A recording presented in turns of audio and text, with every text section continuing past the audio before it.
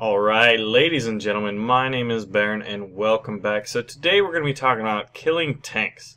Now there's a couple different ways, and I'm sure you've done a majority of them, but one way in this video I'll cover, I doubt many of you have tried or been able to successfully do. What is that way? Well, let's cover the basics first. Tank killing 101. The first way to kill tanks is with a well-placed bomb or a very, very large bomb in the near vicinity of a tank. The second main way is the honorable way, the fly daily way, which you can see right here. And finally, the one that I doubt many of you have been able to do, but I'm curious to see what tanks and with what machine guns you have been able to do and where the sweet spots are. But we're talking about how to kill tanks with 50 caliber machine guns. Now, while I think this is a glitch, you are able to kill Tiger IIs on bulge with 50 caliber machine guns, as you can see here.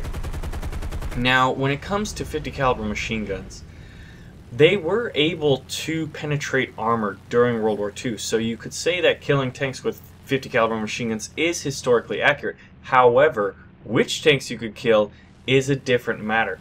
So with tanks on the horizon, we have damage models, right? And now, when it comes to tank armor, there are two main weak areas on a tank, like by far the weakest areas, and it makes a lot of sense.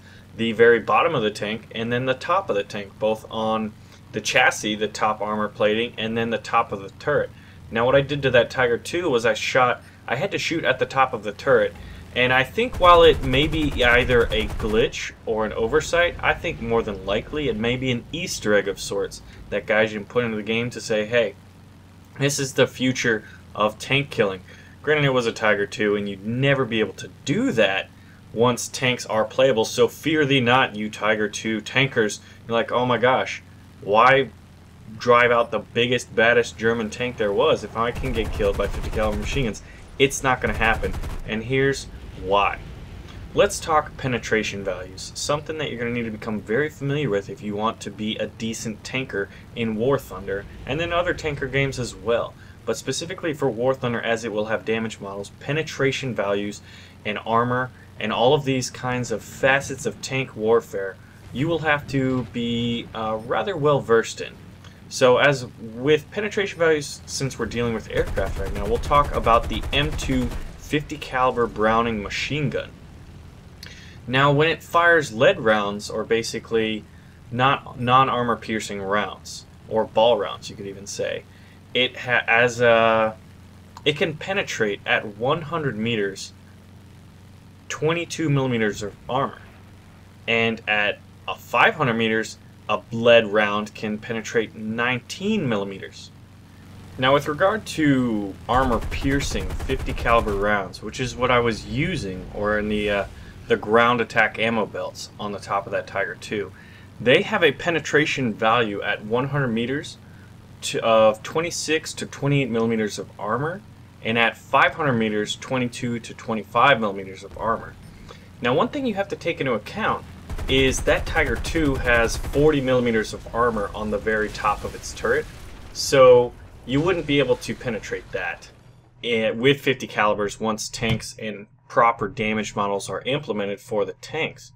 However, those 50 caliber machine guns will be able to penetrate certain lighter vehicles, and feel free to chime in with your vast tank knowledge of certain tank chassis and tank turret tops that would be able to be penetrated by armor piercing rounds. And keep in mind, at 100 meters you can penetrate up to 26 or 28 millimeters of armor. However, you do have to account for one thing when you're in a battlefield type scenario, or you're actually in combat, and that is the angle at which you are diving on a tank. Because keep in mind, just because the top of the turret isn't, let's say, sloped, it is sloped relative to you at a certain dive angle. So depending on what angle you're coming in, you could actually create an artificial, we'll call it artificial slope. And with regards to sloping, if he is artificially sloped at 60 degrees, you just doubled the effectiveness of his armor plating on the top of his turret. So you're going to have to account for that once the game comes out. But I think for the most part, heavy tanks are pretty safe for the most part. Heavy tanks, medium tanks. But what will be interesting once we're able to do it, is start testing out which tanks can be penetrated by what calibers and what millimeter basically of cannons you can do. I'm really looking forward to checking out the Junkers Ju-87G Stuka with its twin 37mm cannons. I would imagine that you can do some work on the vast majority of most of the tank lineups that we saw with regards to the Russian and German tech trees.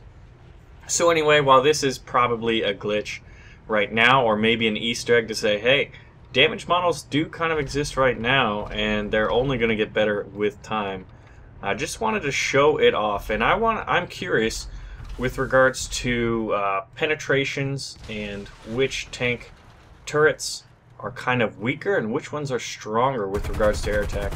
Anyway, I'm Baron, and as always, thank you for watching. Ladies and gentlemen, my name is Baron, and welcome to a Men of War Assault Squad 2 preview. Now, this game has been announced a while ago, and I'd been holding off announcing it as I wanted to see what other content would follow, whether it be pictures or video. At one point there was 10 pictures, and now we have 22, which we will be talking about.